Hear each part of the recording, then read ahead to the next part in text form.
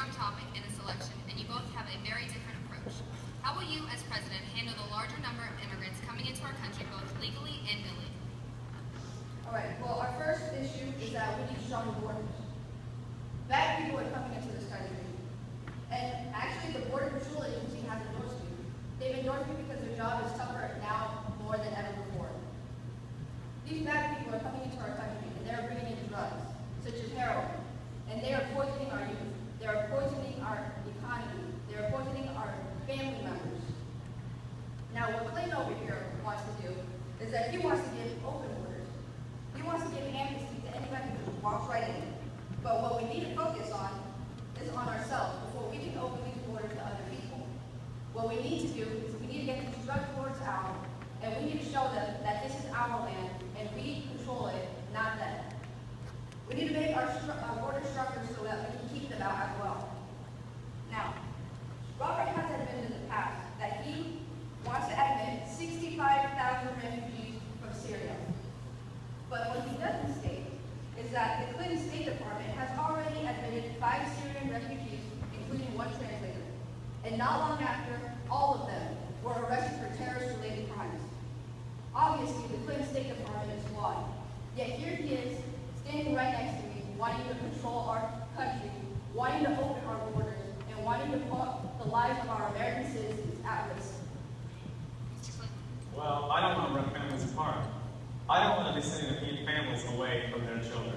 I don't want to see the deportation force that Mrs. Trump has talked about in action. We have 11 million undocumented people in America, and then they have 4 million American citizen children. That's 15 million people. She said as recently as a few weeks ago in Phoenix that every single undocumented person would be subject to deportation. Here's what that means.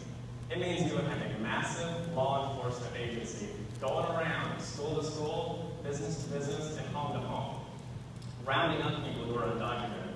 And then we would have to put them on trains and on buses to get them out of our country.